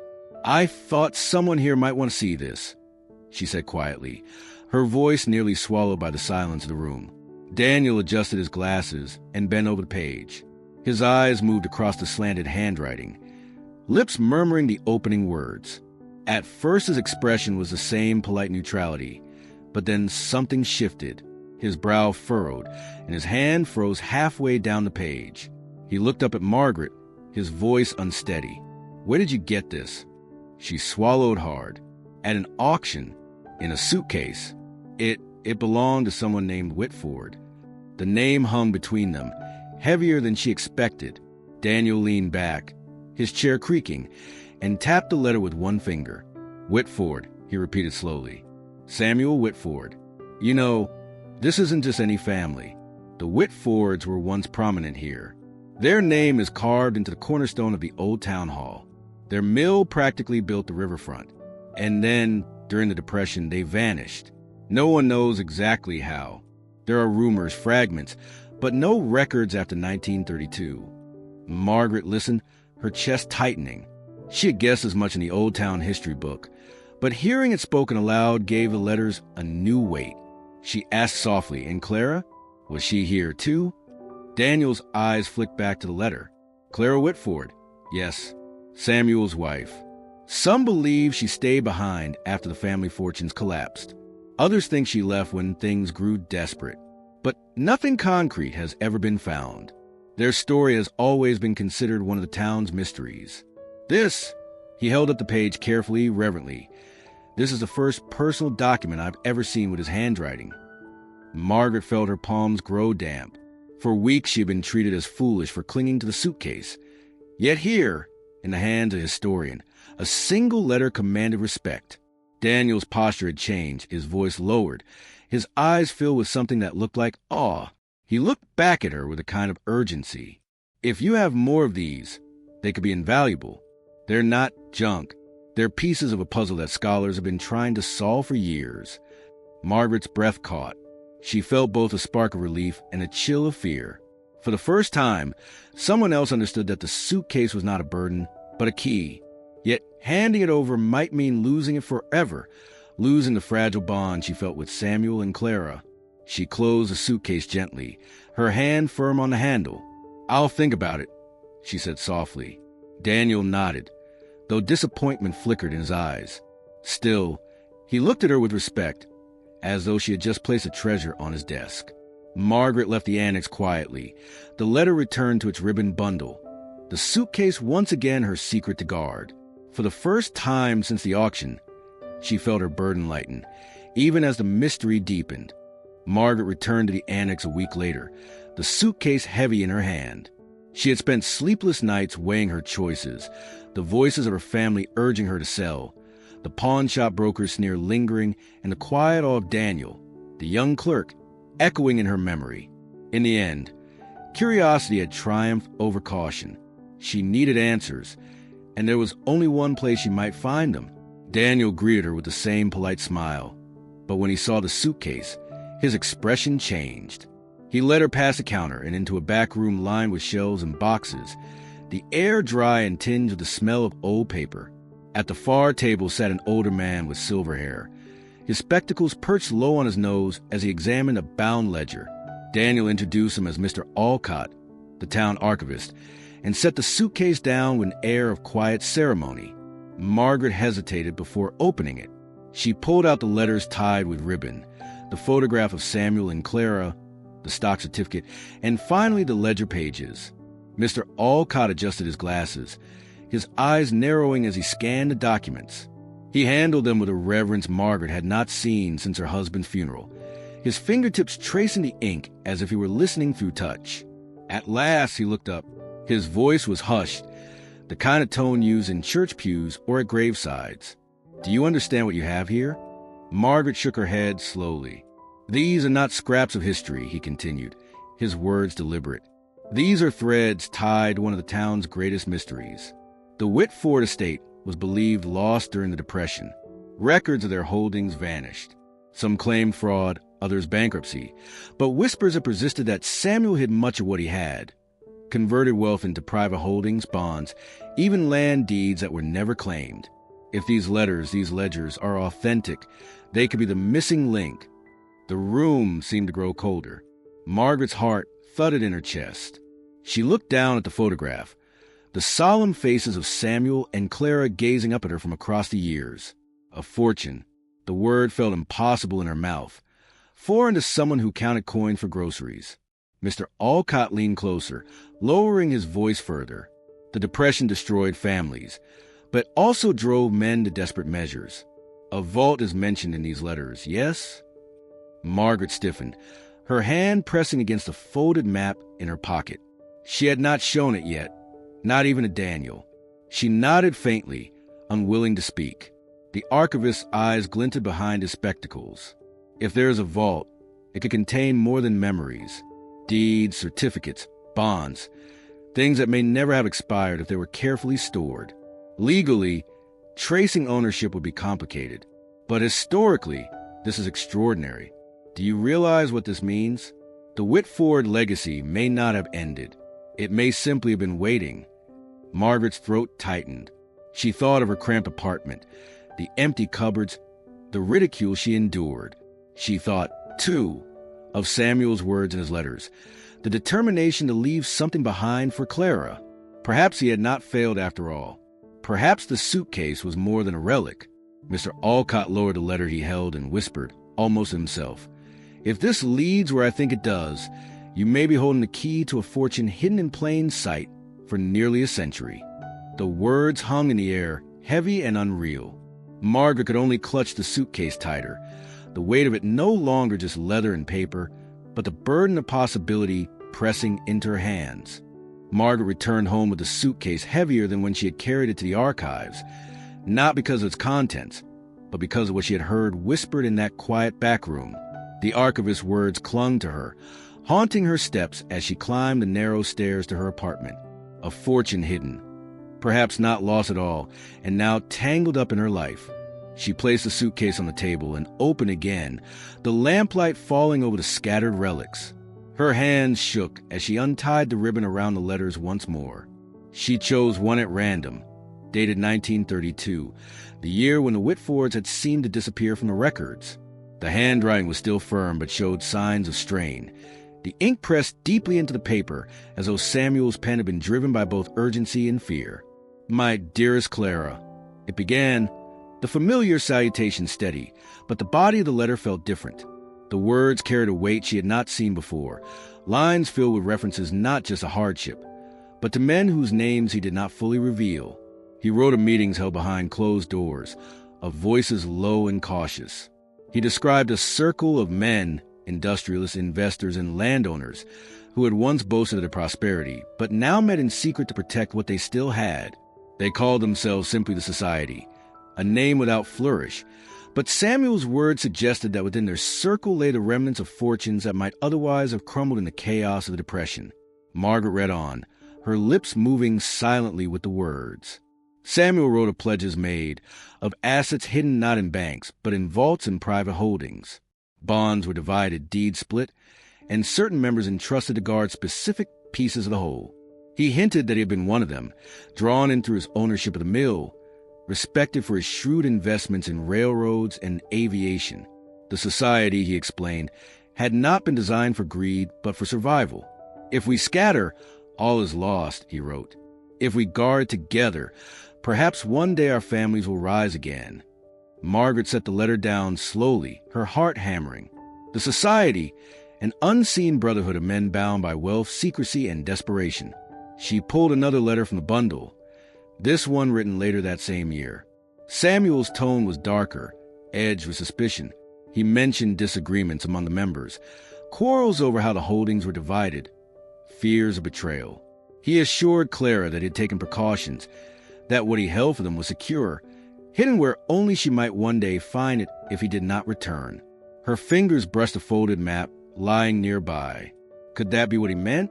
Was the vault circle at the end of that dotted path not merely a storehouse for one man's belongings, but a fragment of something far larger, a portion of fortune scattered among a secretive society?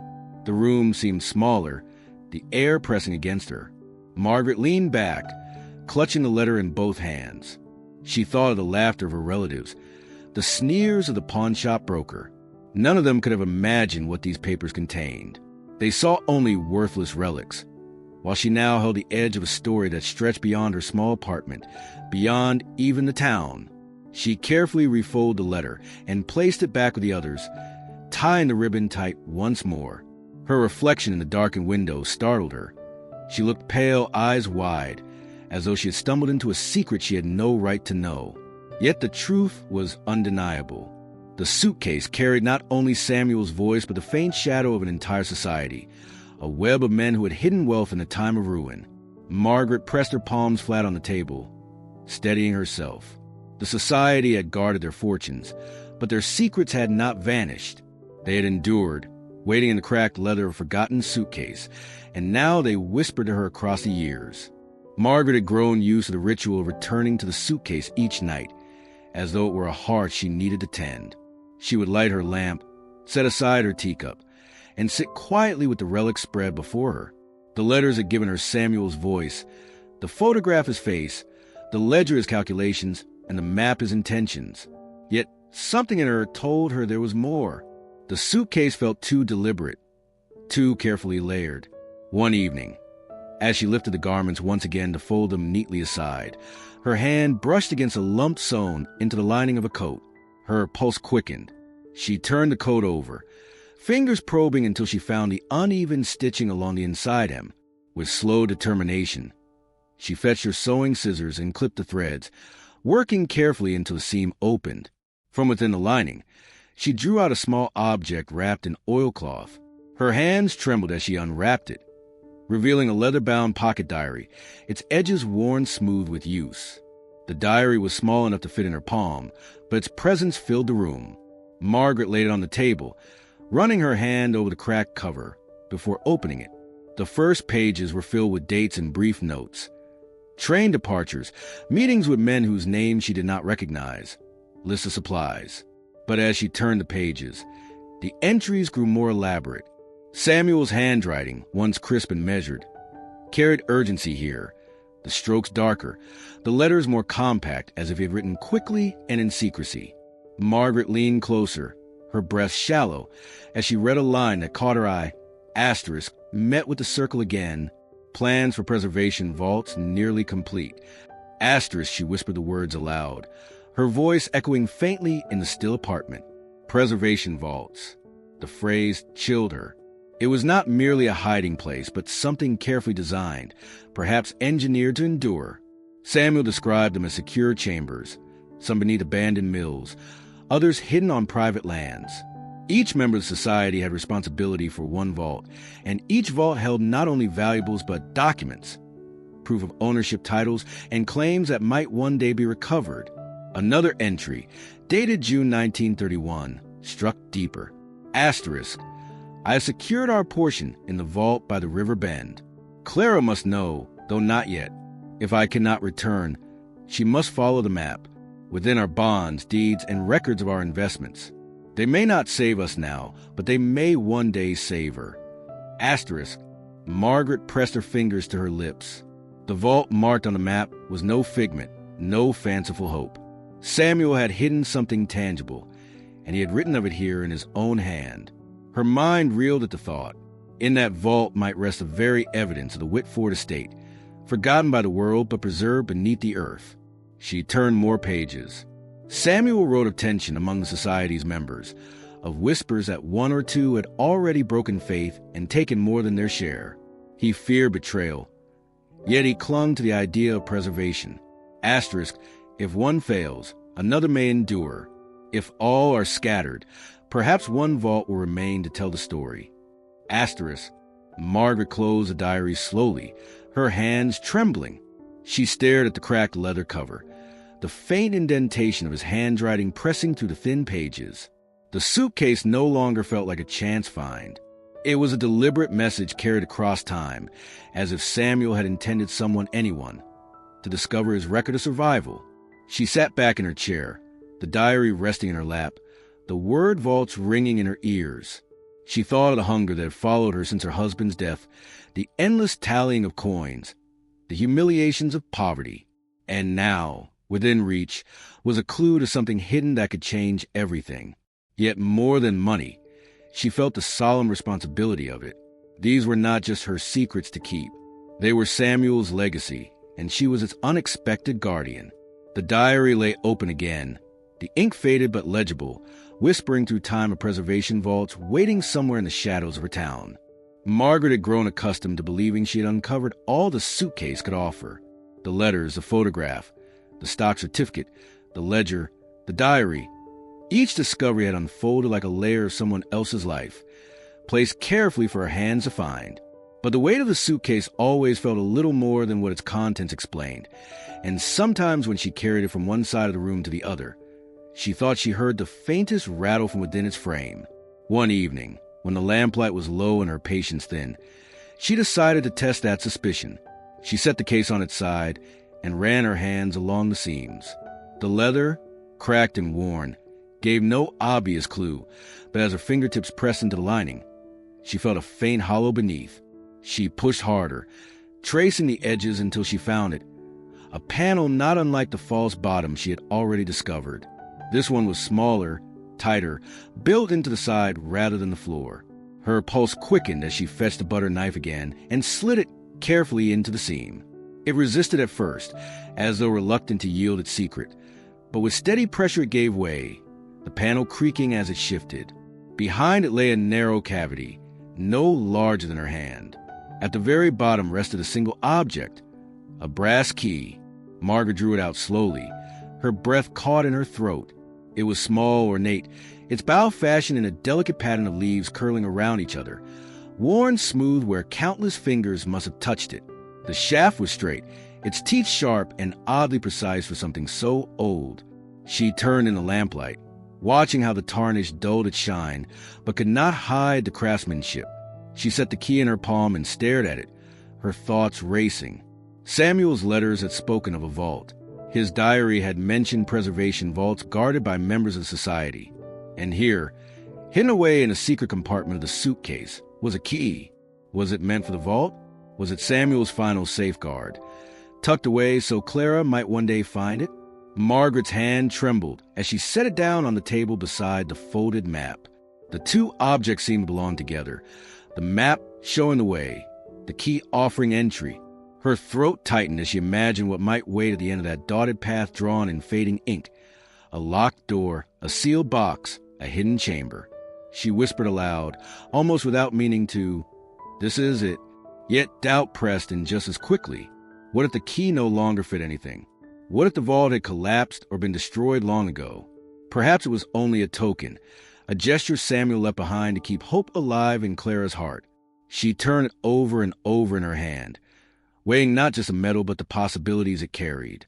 For a long while she sat in silence, the key resting against her palm, the suitcase open and empty beside her. She thought of the archivist's whisper, of Daniel's startled recognition of the Whitford name, of her family's laughter and scorn. They had all seen her as foolish, desperate. Yet now she held proof that Samuel had hidden something real, something tangible, something meant to be unlocked. Margaret closed her hand around the brass key, feeling the ridges press into her skin. The apartment was quiet but for the hum of the laundromat below. Yet in that stillness, she felt the presence of Samuel and Clara as though they sat beside her. The suitcase had given her their voices and their faces. Now it had given her a key. What remained was to decide whether she would dare to use it. The map had been sitting on her table for days, its creases smoothed and re-smoothed by her fingers until the paper seemed more fragile than glass. Each evening Margaret would unfold it, trace the dotted path from the mill across the river, and stop at the circle marked labeled vault.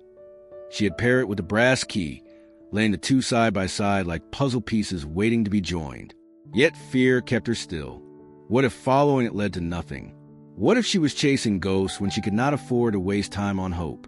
But one morning, with the sky overcast and the air damp with the scent of rain, Margaret wrapped the map carefully in her handbag, slipped the key into her pocket, and set out. She walked past familiar streets, past a grocer where she had learned to count coins before choosing bread, past neighbors who barely lifted their heads to nod. With every step away from town, her heart grew heavier, as if she were leaving behind not just the streets she knew but the small, fragile safety of routine. The path led her toward the river bend, where weeds grew tall along the crumbling bank. The bridge marked on the map still stood, though its railings leaned and its boards creaked beneath her weight. On the far side, the road narrowed into a dirt track lined with wild hedges. She followed it uphill, the sound of her breath mingling with the rustle of leaves. At last, the trees parted and she saw it. The mansion rose at the edge of the hill, a silhouette against the gray sky. It was derelict, abandoned long enough that ivy had claimed much of its stone facade. Windows were broken, shutters hung at odd angles, and the once grand porch sagged under the weight of years. The roof bore holes patched by nothing but time, leaving the house exposed to the elements. Yet even in decay, its structure carried the remnants of dignity.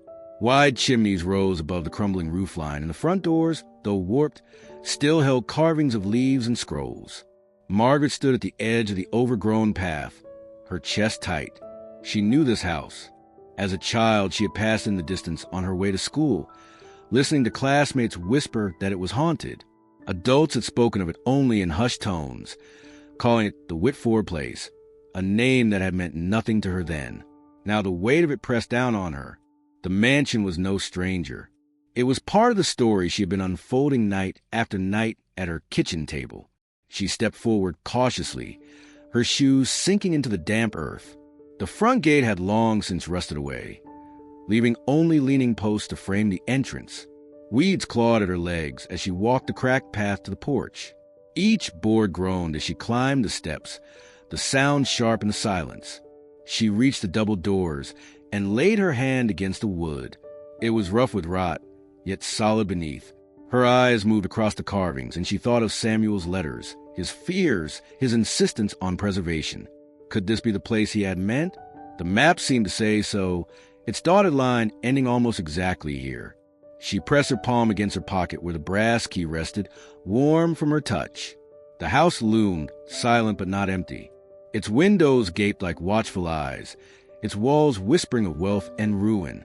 Margaret felt her throat tighten, fear and awe mingling. She had found the mansion. She had followed Samuel's map to the place he had marked. And though her heart begged her to turn back, her feet knew she had crossed a threshold she could not return from. The mansion loomed in silence, its windows dark hollows, its stone walls streaked with moss. Margaret stood at the threshold, her hand resting against the warp of the front door. She had not come alone. Daniel, the young historian from the archives, walked beside her, his face pale with equal parts excitement and unease. He carried a small lantern and a notebook tucked under his arm, as though he might need to record every step they took. Margaret clutched the map in one hand and kept the brass key in her pocket, her fingers wrapped tightly around it. The door resisted at first, its swollen frame holding stubbornly, but together they pushed until it gave a groan that echoed to the hollow halls. Dust billowed into the air, carrying with it the sharp scent of mildew and old wood. They stepped into a grand foyer where cracked tiles spread beneath their feet and a staircase rose in elegant ruin, its banisters splintered and coated in cobwebs. Daniel lifted the lantern higher, its faint light catching the edges of broken picture frames and peeling wallpaper. "This was theirs," he whispered, his voice reverent. "The Whitfords lived here." Margaret nodded, though words stuck in her throat. She opened the map, smoothing its creases, and compared it to the house around them. The dotted path did not mark interiors, only the way from the mill to the circled point. Yet the closer she studied it, the more certain she became that the vault Samuel had mentioned lay beneath this very house. The circle mark seemed to align with the hill on which the mansion stood, its position hinting at a cellar or hidden foundation chamber. They moved cautiously through the rooms, their footsteps stirring fragments of plaster and scattered glass. Portraits hung askew on the walls, their faces blurred by grime and age. A dining hall opened to their left, its long table collapsed under its own weight. Beyond it lay a kitchen, where rusted pans and shattered jars littered the counters. The silence pressed down heavier with every step, broken only by the groan of beams as the old house shifted under their intrusion. At the back of the ground floor, Daniel stopped near a narrow door half hidden behind a fallen cabinet. With effort, he dragged the cabinet aside, revealing the entrance to what looked like a servant's passage. The air seeping through it was colder, damp with the smell of earth. Margaret unfolded the map again, her lantern casting light across the faded ink.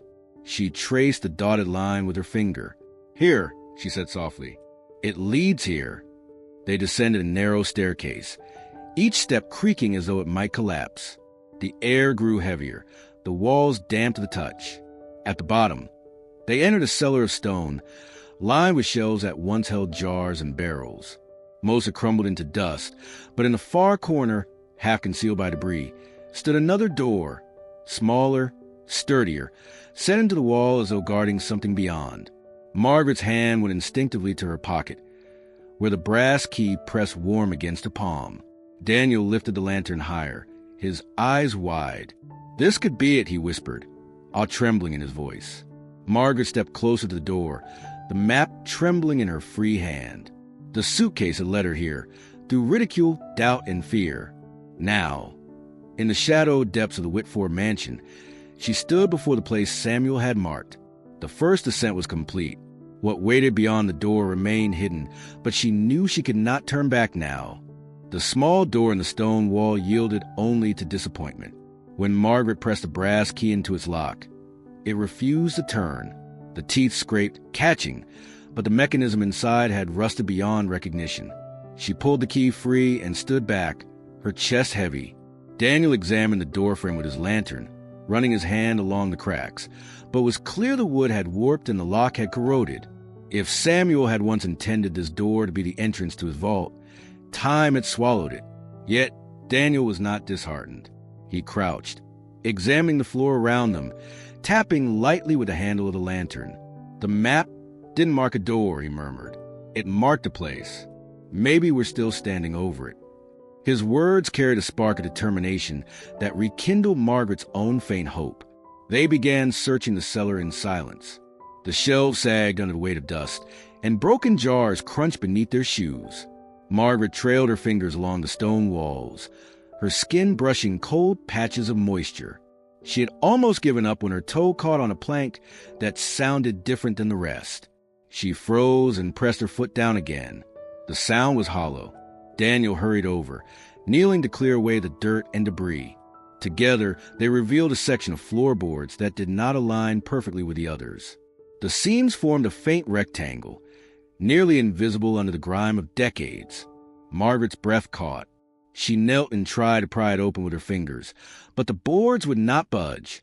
Daniel used his penknife, wedging it between the cracks until at last the panel shifted with a long, reluctant creak. Beneath the false floor was darkness, A square opening yawned before them, leading to a narrow set of steps descending into blackness. The air that rose up was cool, untouched, carrying the musty smell of stone that had not seen light in years. Margaret's heart pounded. She lowered the lantern into the hole, its glow catching the outlines of another chamber beneath. They descended carefully, each step groaning, but holding under their weight. At the bottom, the cellar opened into a smaller room, sealed away all this time. The walls were lined with stone, smooth and dry, as if intentionally crafted. In the far corner rested wooden crates, stacked neatly, their lids still intact though covered with layers of dust. Margaret's lantern beam swept across them, illuminating faded markings, dates, company names, even bank insignias that no longer existed. She approached slowly, her fingers trembling as she brushed the dust from one crate. The wood was sturdy, preserved by the sealed chamber. She tugged at the lid, and though it resisted, it finally gave with a crack that echoed. Inside, carefully wrapped in oilcloth, were stacks of papers, bonds, certificates, ledgers, all untouched since the day they had been placed there. Margaret staggered back, her hand covering her mouth. It was not treasure in gold or jewels, but something just as valuable. Proof. Proof of Samuel's words, of the Society's preservation vaults, of wealth hidden not for vanity, but for survival. The room was silent but for their breaths, yet Margaret felt as though voices lingered in the air. Samuel's steady hand, Clara's quiet patience, the echoes of promises meant to endure. The hidden cellar had waited for nearly a century. Now it had opened to her.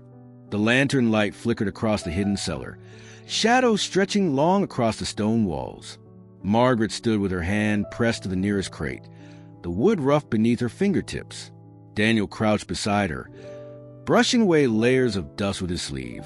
The lid creaked as they pried it open fully, the sound sharp in the silence.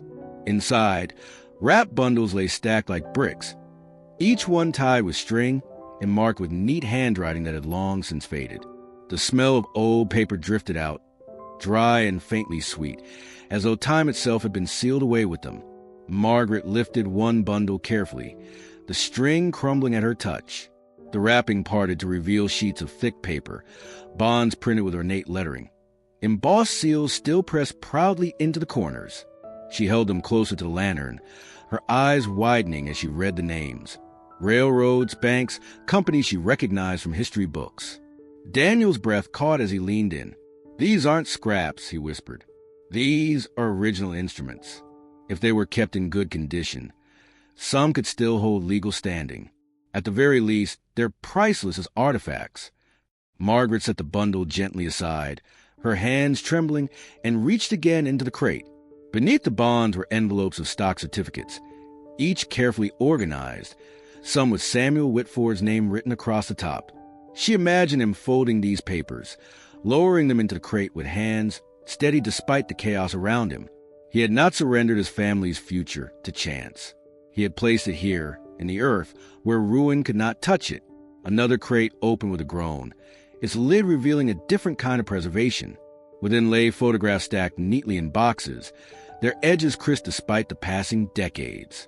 Margaret lifted one and turned it toward the lantern. It showed a bustling mill beside the river. Workers gathered in rows, their faces blurred yet full of life. Another photograph depicted a man standing beside a small biplane, the early days of aviation captured in stark black and white. She recognized Samuel in one image, younger but unmistakable, his eyes steady even then. Artifacts filled the bottom layers, silver spoons engraved with initials, pocket watches nestled in cloth, and ledgers bound in leather. One ledger, heavier than the rest, bore the Title Society record on its spine. Daniel opened it with reverent hands, revealing lists of names, transactions, agreements scrawled across the pages. His eyes darted over the entries, his voice hushed. "This is confirmation. The Society wasn't just rumor. These are their dealings, their signatures. This is extraordinary."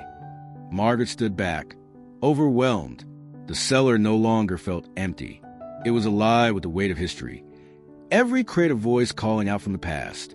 Samuel had not lied. He had preserved not only his own legacy, but a fragment of an entire network of men bound by survival. And somehow, through a suitcase left to gather dust, it had fallen into her hands.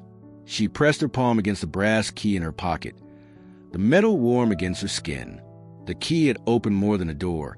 It had unlocked a story hidden beneath decades of silence. Around her, the crates stood like guardians, their contents a testament to both ruin and resilience. Margaret felt her knees weaken as she whispered into the stillness, "It's all here." Daniel looked at her, his lantern reflecting in his wide eyes. More than anyone ever imagined. And in that hidden chamber, beneath the forgotten mansion, Margaret understood that the suitcase had led her not to junk or folly, but to the heart of a secret preserve against time itself. News traveled faster than Margaret ever imagined. What had begun as whispers in her small apartment and the dim cellar of the Whitford mansion soon found its way beyond the circle of the historian and the archivist. The crates, the bonds, the ledger-marked society record, all of it had been documented carefully, though Margaret had insisted on secrecy. But secrets, once stirred, rarely remained still. Within weeks, men in press suits arrived at the town office, carrying portfolios and speaking with the easy authority of those who believe the law bends to their will. It was on a gray morning when Margaret first encountered one of them.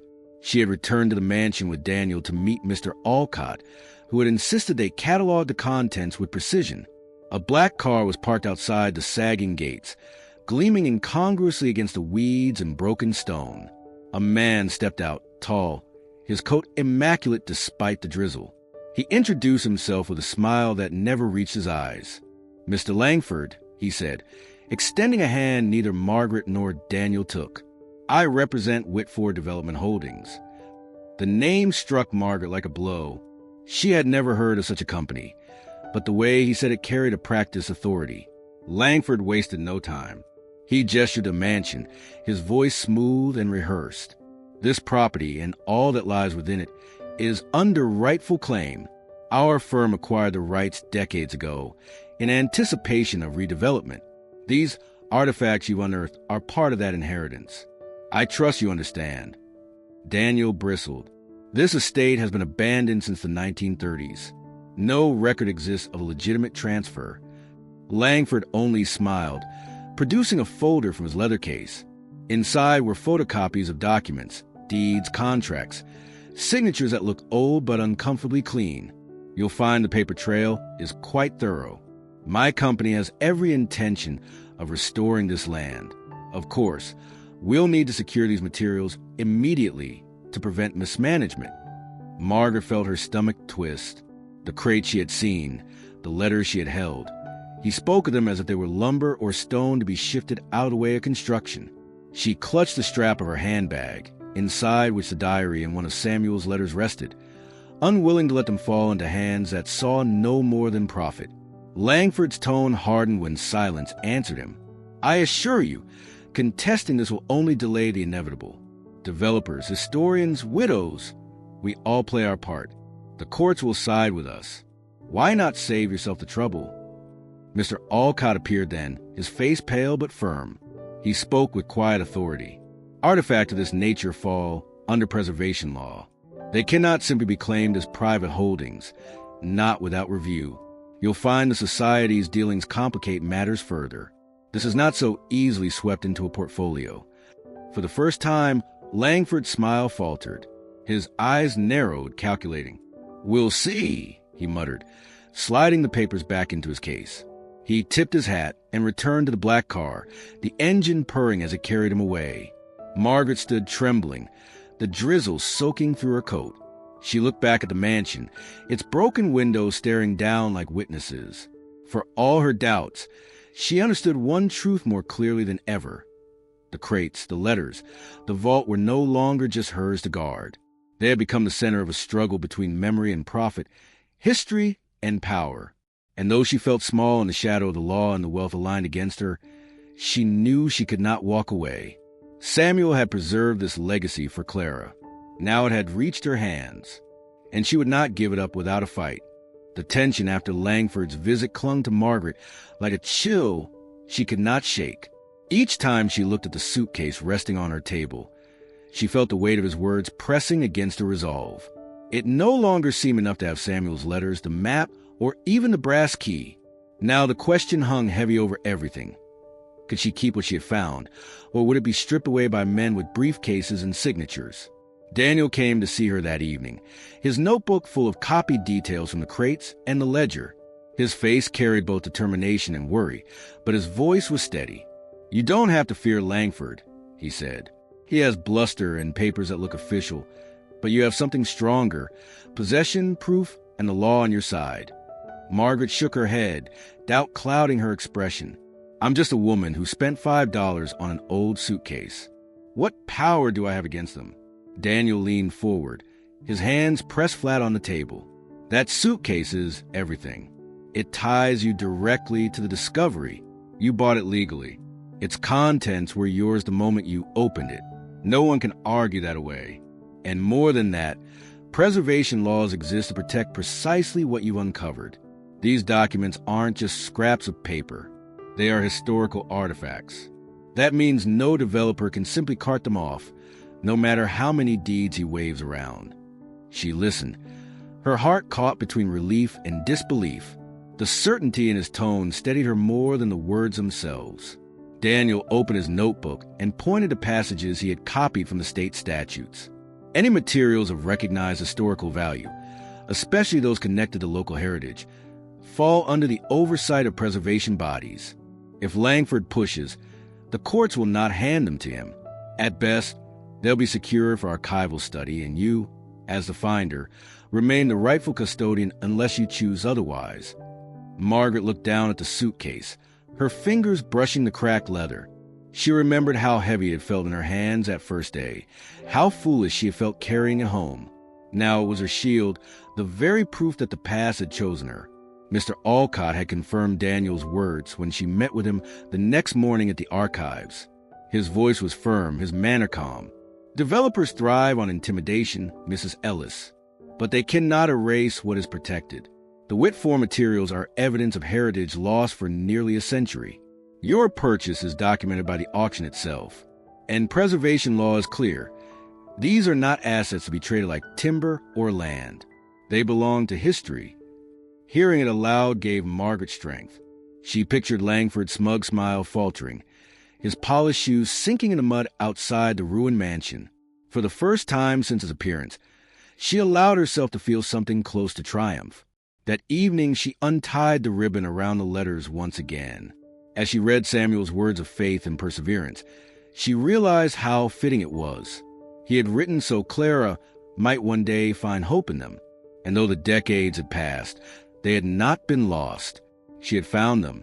They were hers to guard, hers to defend, not with money or influence, but with truth, with law, and with the quiet, stubborn persistence that had carried her this far. The historian's defense was not just in statutes and documents. It was in the recognition that her discovery mattered, that it would be preserved against greed. Margaret sat in her chair with the suitcase open beside her, the lantern light catching the brass corners, and for the first time since the auction, she felt she might win. The rain had stopped by the time Margaret returned to her apartment, the streets slick with reflections of dim lamps. She set the suitcase gently on the table, as if it were fragile glass, not leather and brass. For weeks she had lived in its shadow, its mysteries, its secrets, the weight of the Whitford name pressing into her quiet life. Now, as she looked at it in the stillness of her room, she felt something shift inside her. The fear that had haunted her since Langford's threats began to fade, replaced by a calm certainty. She opened the lid once more. The letters rested in their ribbon. The photograph leaned against the lamp, the diary and ledger pages stacked carefully, the map folded with precision. The brass key lay at the center, gleaming faintly in the light.